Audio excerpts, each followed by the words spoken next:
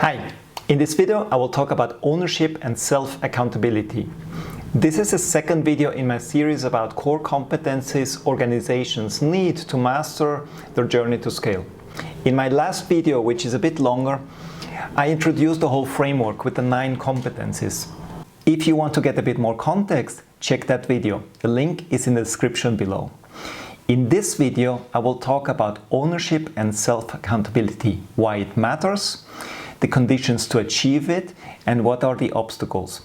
But bear with me, before we dive into this topic, let me explain what I mean by the journey to scale, because then it all makes a bit more sense. An organization, once it is no longer in startup, can be in 1 or 5 places. 3 of them are stable and 2 are unstable. The stable places are ramp up, scale up, and protect and defend. And the intermediate and less stable places are whitewater and the maze. The focus of this video series is on the competencies needed to get from ramp up to scale up and get through whitewater. In ramp up, the hours business founders are able to put in at some point become a bottleneck for the organization, for the growth of the organization. Leaders in ramp up practice heroic leadership. The leaders in these organizations spend a lot of their time in the business, dealing with day-to-day operations, fighting fire after fire, working insane number of hours, while their staff go home on time. In scale-up, the growth of the organization is no longer limited by the hours the business founders are able to spend in the business. Leaders have more time to spend time on the business. Leaders are no longer a bottleneck, but they are catalysts. The leadership style practice in scale-up is engaging leadership.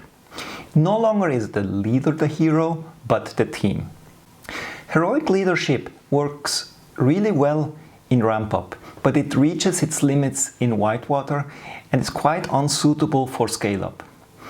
When leaders have learned to practice engaging leadership, and I'm afraid this takes time and effort to master, well, once you have managed that, team members are fully engaged and demonstrate a strong sense of ownership and self-accountability.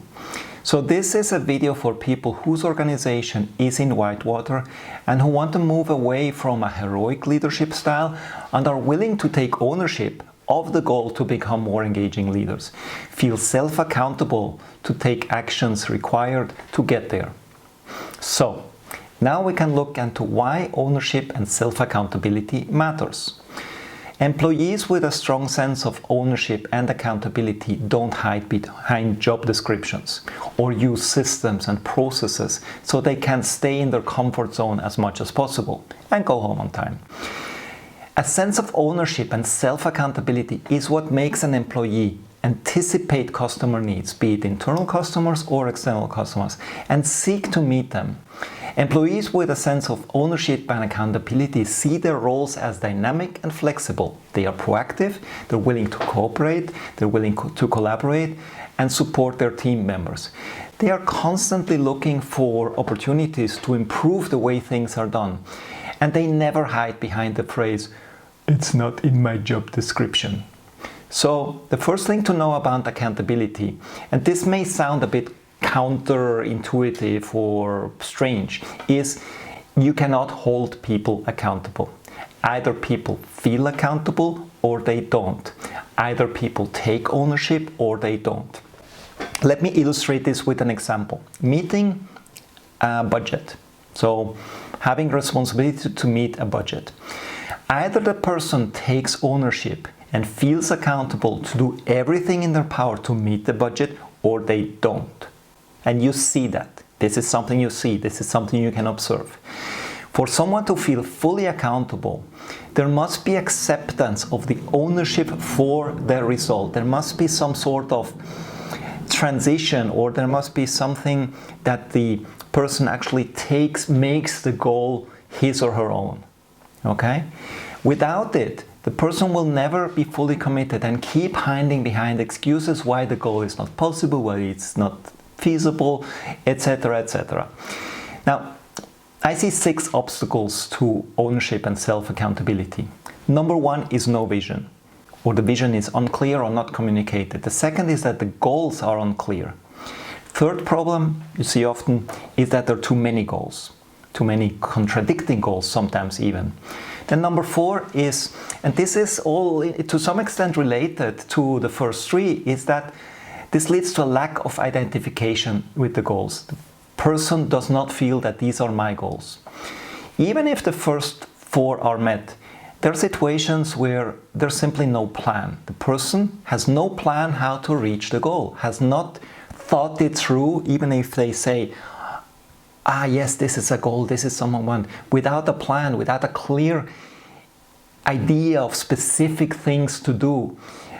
There is very difficult to get this level of engagement, of ownership and accountability. And finally, number 6 is simply an unwillingness to execute the plan, an unwillingness to do today what is needed to get the results tomorrow.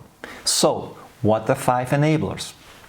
Not surprisingly, clear vision. Clear vision is really the foundation. Without a clear vision, you have really no direction where you're going, and the whole accountability, ownership thing, so it just doesn't fly. Okay. Number 2 is goal and role clarity. The goal must be clear and the role must be clear. So the person must have a sense of what's the vision, where we want to go, what's the goal, what are the intermediate milestones we're trying to reach, and what's my role, what is expected from me. Okay. Then number 3, these things, number 1 and number 2, must be meaningful. Meaningfulness. What do we mean by meaningfulness? It's a connection with the vision, with the goal and the role. Once we have this connection, we have this connection of own goals and given goals, then there's a much better chance that people take ownership and accountability. Number 4, a sense of agency, a feeling that yes, I can do. This is within my control. I have the means, I have the capability to achieve these things that are expected from me. And number 5 is a supporting environment, which really comes last. It's the physical environment and the social environment. So there you have it. A short overview of what ownership and self-accountability are all about, the main obstacles and the key enablers. If you want to explore how to implement this in your organization, go to my website agility3.com, where you can book a free 1-hour strategy session. I always have time for 1 or 2 of these strategy sessions per week, depending on how much client work I have. I hope you found this video useful. If yes, please like it and share it with a friend. I plan to publish a new video every Thursday. If you don't want to miss the next one, please subscribe. In the meantime, take care, stay safe, get meaningful work done, and see you in the next video. Bye-bye.